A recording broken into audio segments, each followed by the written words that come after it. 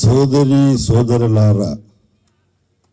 This is the Telugu, this beautiful language, which is described as Italian of the East.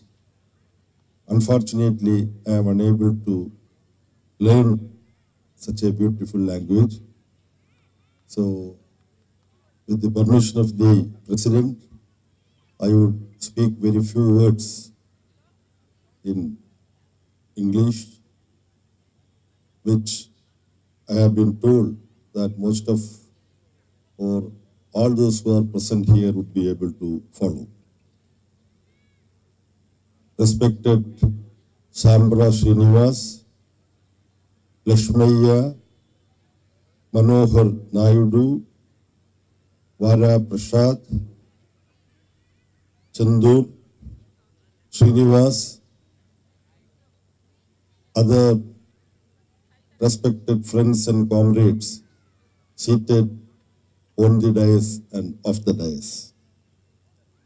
I am extremely happy and privileged for having been given this opportunity to release this very important book written by Justice Nagmohan Das, a retired Justice of Karnataka High Court, explaining the importance of the constitutional values as enshrined in the Constitution of India. Justice Nagmohan Das, while highlighting the important aspects, the secular, democratic, and republican values enshrined in Indian Constitution, he has also very judiciously and carefully highlighted the threats that are coming towards this very same secular, democratic, and republican values enshrined in the Indian Constitution of late. Not only during the last 10 years or so, when there is a paradigm shift in the ideology and philosophy that governs the powers that be. But since the mid-80s, there has been systematic efforts to propagate certain values in the name of values according to those who advocate this argument. They say that the Indian Constitution doesn't represent the Indian traditional jurisprudence. So these forces, this communal and revivalist forces, they say that the Constitution which was adopted following detailed debates in the Constituent Assembly after we having achieved independence, that Constitution should be done away with or drastically changed to make Indian Constitution, quote unquote, a Constitution which follows, quote unquote, Indian tradition, which in short is what is embodied in Manusmriti. When the Indian Constitution Assembly was about to finalize the Constitution of India, after prolonged debates, threadbare debates, presided over by stalwarts of India's freedom struggle, participated by those who led the freedom struggle against British imperialism, and a scholar like B.R. Ambedkar as the chairperson of the drafting committee, content of that constitution debate was known outside. So RSS mouthpiece, Rashtriya Swayamsevak Sangh's mouthpiece, organizer, wrote in black and white that this constitution which is going to be adopted by Indian Constituent Assembly has not taken any inspiration from Manusmriti, which is the most scholarly work enunciating how a society should be governed. This is the oldest ancient wisdom, according to them, which originated in India. There is no need here to elaborate all those things. But those who have been advocating this argument that Indian Constitution cannot be considered to be, quote unquote, India's Constitution because it has nothing to do with the ideas of Manusmriti. In Manusmriti, what is there, we all know. The essence of Manusmriti, there are various things. But the domination of 1% of the Brahminical exploitative social order and all other segments, there is a hierarchical system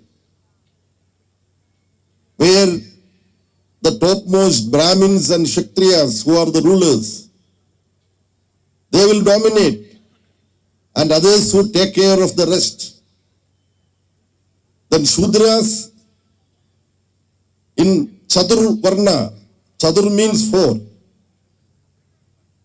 Under Manusmriti, they speak about 4 Varnas: Brahmins, Kshatriyas, Vaishyas, and then Shudras, who are the lowest in their ladder. Each segment from the lower ladder should serve the upper segment. Now, what about scheduled castes, scheduled tribes? Under Manu's consideration, they don't need to be considered as human beings. They are outside the system, Chaturvarnya system. They are outside the mainstream. They cannot come in front of anywhere else, in front of others. This is most rotten, inhuman system, which now these forces who opposed secular, democratic, egalitarian, republican Constitution of India, these forces now would like to replace the present Indian Constitution through a process. They won't say that we want to replace it with Manusmriti. A modernized, reinterpreted form of Manusmriti, they would. What are the symbols? First symbol is putting the Shangol in the new Indian Parliament. Shangol represents royalty, not democracy, without any shame. Indian mainstream media also accepted it. Now, the biggest danger that is faced by our country is the manner in which various arrangements propounded by Indian Constitution to safeguard the secular democratic content of Indian Constitution, these are being undermined. Our Constitution begins in a most democratic and most beautiful manner. It starts with we the people of India. Of course, those who have studied constitutions of the world know that there are other countries also where such ideas and phrases are there. For example, the Constitution of America, the Federal Constitution of America also refers to we the people. It is there in American Constitution. Indian Constitution makers studied all the constitutions in the world, most of the constitutions in the world. French Constitution also embodies similar ideas in it. In other countries also, I don't want to list all the countries. But so far as the usage of we the people of India in our constitution, there is a very interesting incident in the Constituent Assembly. Some people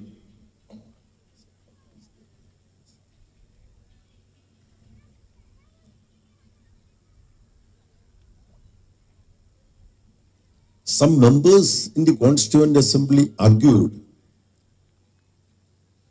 that we should commence our constitution with a reference to Almighty God. In the name of God, we discuss and adopt this constitution. That argument came.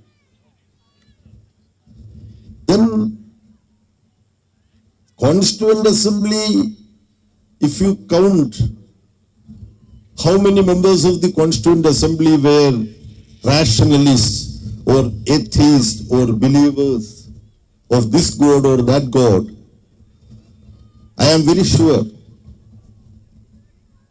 even you can speak about agnostics. Pandit Jawaharlal Nehru cannot be described as an atheist. He is in many places, he is a rationalist, and with regard to the question whether one believes in God or not, there are people who would say that that's not very important for me.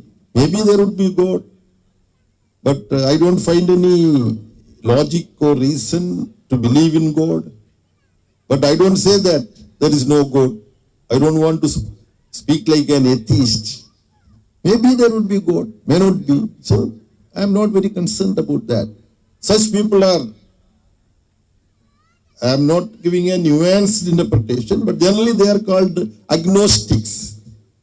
Ajnayadavadigal. I think some Sanskrit words are,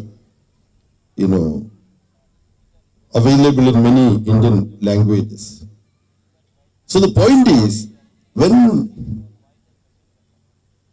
one particular member in the Constituent Assembly demanded that the Constitution should begin its narratives in the name of God, others who believe in God also said that I believe in God, but there are people in any society who may not be believing in God. They may have their own ideas about God. We know we are people, we are here, so we can start in the name of people. And in the Constitution, there should be provision to believe in God, and those who don't believe in God, like Charvagas. Charvagas were there in Indian tradition. And Lord Rama, while being in forest, he was met by Lakshmana. Then one of the first questions Lord Rama asked Lakshmana was whether Charvagas are happy, well and satisfied in our country. This is what Rama was asking. So Rama was very concerned about the plight of Charvagas, whether they are properly treated or not. So Charvaga tradition, Sankhya tradition, Logayada tradition is part of Indian tradition. So in the Constituent Assembly, others said, no, we should start the Constitution in the name of people, we the people. The person who argued that it should begin with in the name of God, he insisted.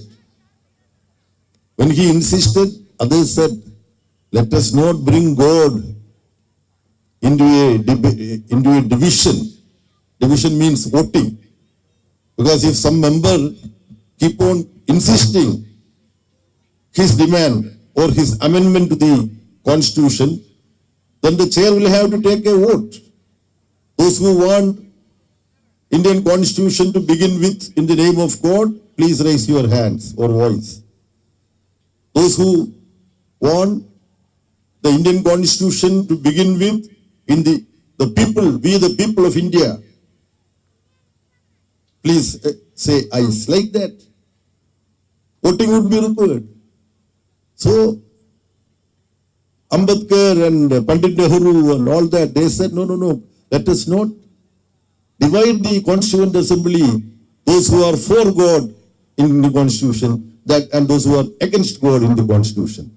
But the person who argued for God, that constitution should begin with a reference to God, he insisted and demanded a division, forced a division in Constituent Assembly. You know the result. Majority members of the Constituent Assembly said that Indian Constitution should begin, we the people of India. That was the history of the Constitution making. Now where do we stand? Many secular democratic content which any citizen in modern world should feel proud about, such content is being assaulted in India. That is why Justice Nagmohan Das has been compelled to write this book. I don't want to go into the content of that book. I wish you buy one copy each to read it. But that is not enough. You should buy one more copy and you should present that copy to your dearest friend. This is what you have to do. It's such a valuable book. Somebody would ask, this person is speaking without reason. To present a book to my friend, I need to require only one book. I will read it and then I will present it. That also is a logical argument. But I disagree. This is a book which you can read and you can present to another friend. But this is a valuable book which you should possess, you should keep. You should occasionally read and discuss, refer. Therefore, two books you have to, minimum two books you should buy. One to be read by you, to be kept in your library, the other to be presented to your friend. A big threat that is coming to Indian Constitution and Indian legal system is the poison of communalism and the poison of unreason spreading into different layers of our society, and even members of the judiciary becoming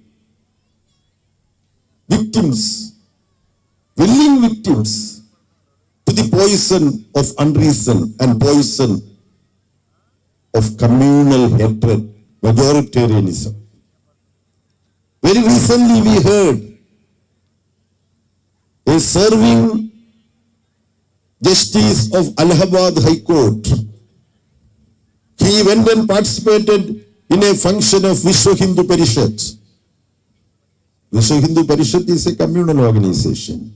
And they were also party in one of the biggest unconstitutional crimes committed in the history of independent India.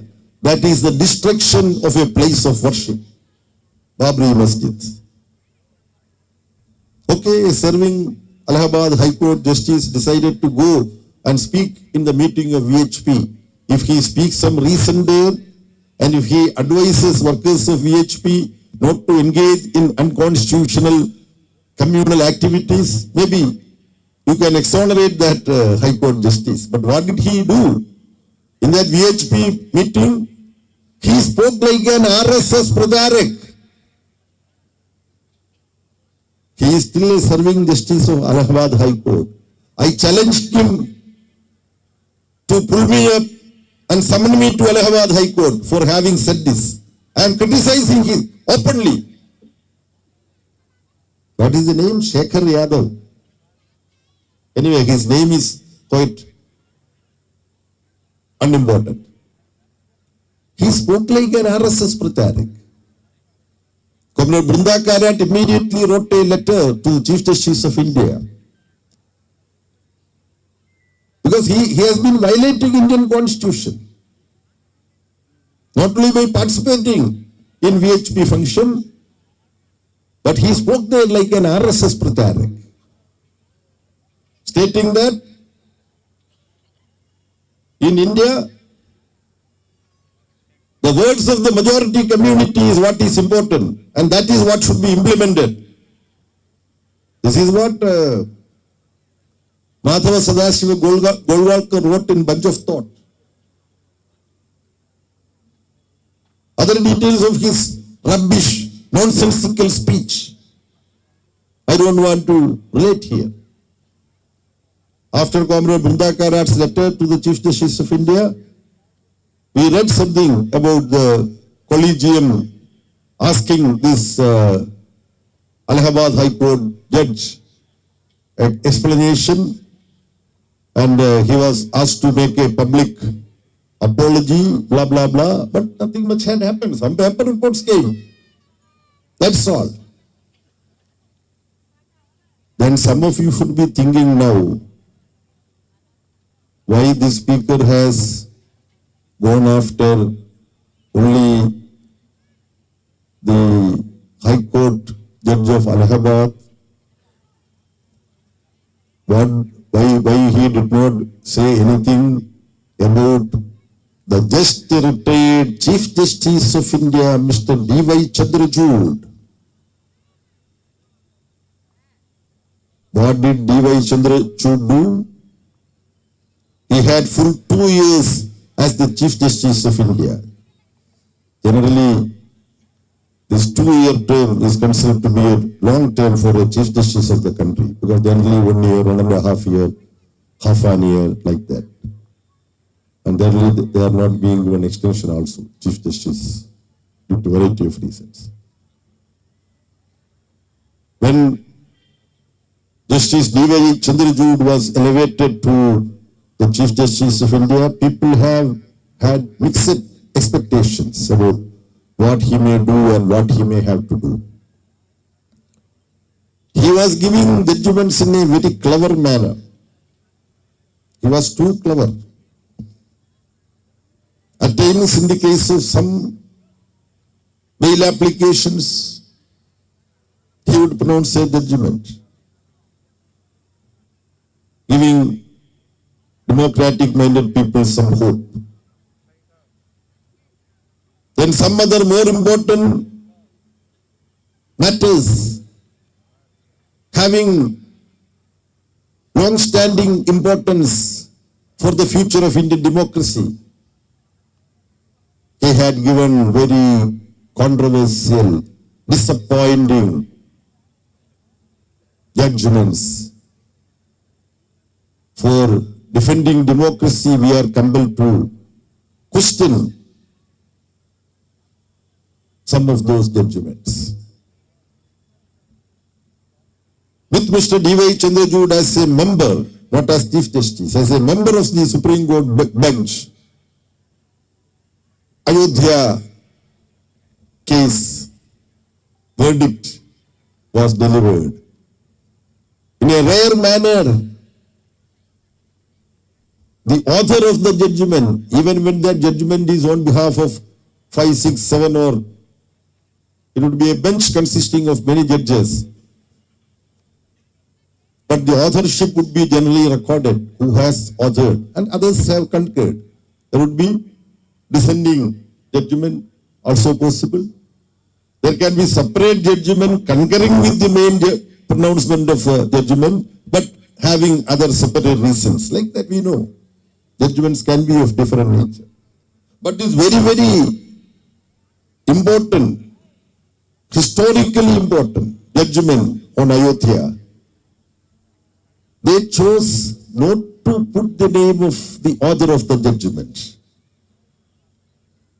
Then they had a celebration in a 5-star hotel after pronouncing that judgment.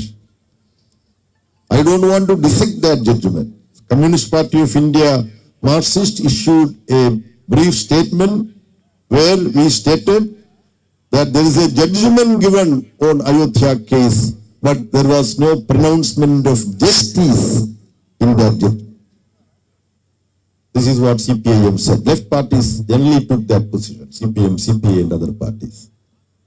Judgment delivered, but justice not delivered. For example, in that judgment, that is a very clever judgment they wrote. Destruction of Babri Masjid was a crime.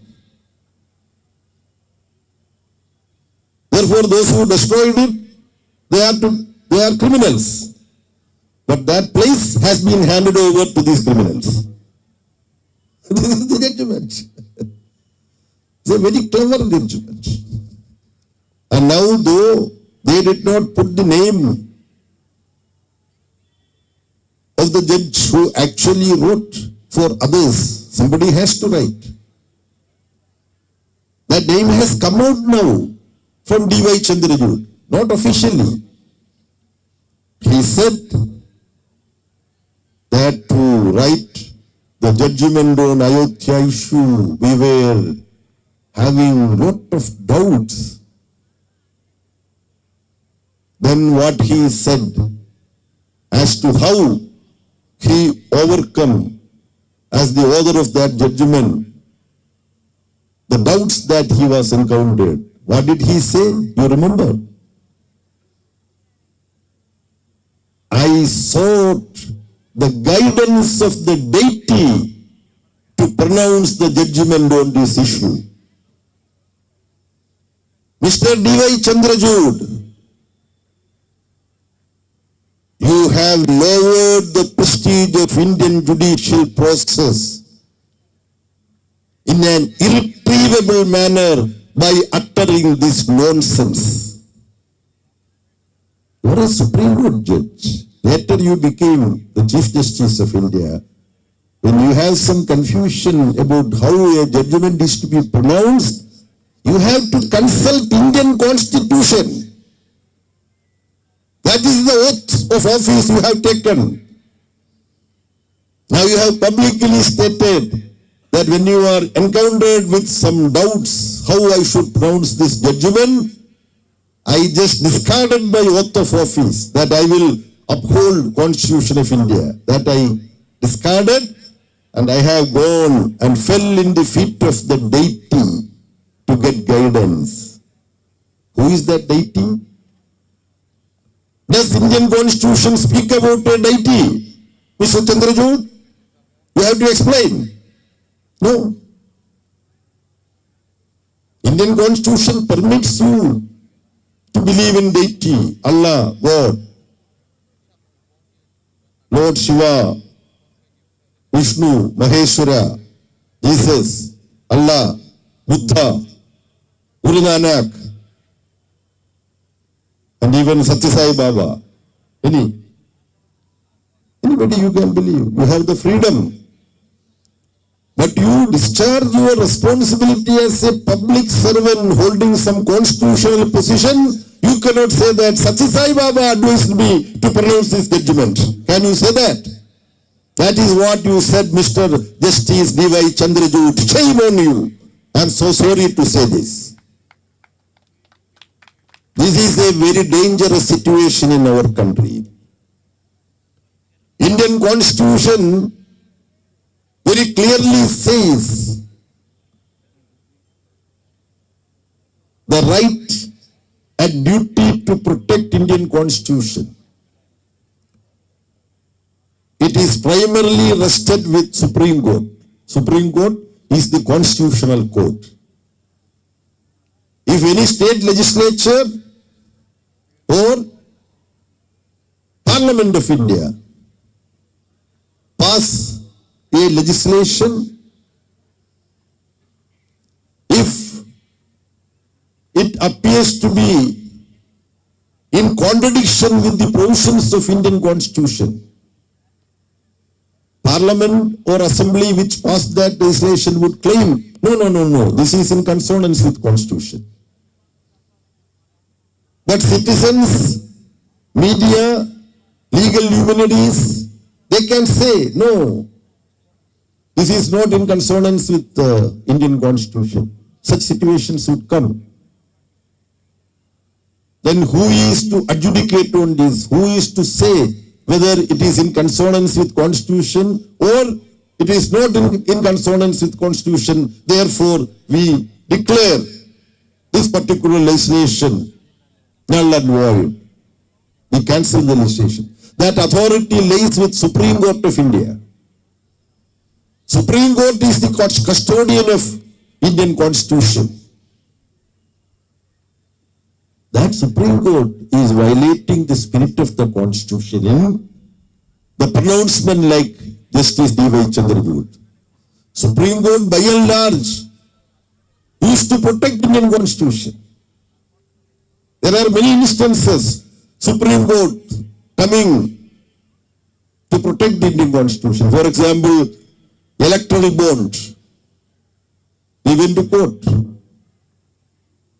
Supreme Court declared that electoral bond is unconstitutional. There are many instances. Supreme Court coming in defense of constitutional values. But when Justice D.Y. Chandrachud stated that I wrote willy-nilly, indirectly he said he wrote, by saying that he had to consult deity. These are occasions when who are supposed to protect Indian Constitution turn out to be those who undermine Indian Constitution. We are living through a very critical situation. When those who have been given the responsibility to protect Indian Constitution by Constitution itself, that is Supreme Court, if they fail in their duty, what is the solution? There is solution. That is the beginning words of Indian Constitution. Indian Constitution starts by saying, we the people of India. So, if Parliament fails Indian Constitution with a brute majority for fascistic forces in Parliament, they can also undermine Constitution. Then Judiciary, it may also cave in. So finally, there are forces still to protect the democratic, secular, egalitarian and republican constitution in India. That force, we should come forward to protect the Constitution of India, is the beginning two words of our preamble. We, the people of India, we have to put our strength together and defend Indian Constitution, its democratic, secular, progressive traditions. There are some other values also in the Indian Constitution. Not that there are not areas where we need to critique Indian Constitution. Every Constitution needs to be critiqued after 24 years. That is the general understanding. After a generation's time, every Constitution needs to be taken forward, but not backward. So in India today, there are forces trying to take Indian Constitution backward. With all our democratic might, we should resist this. With these few words, I conclude. Thank you very much for your very patient listening.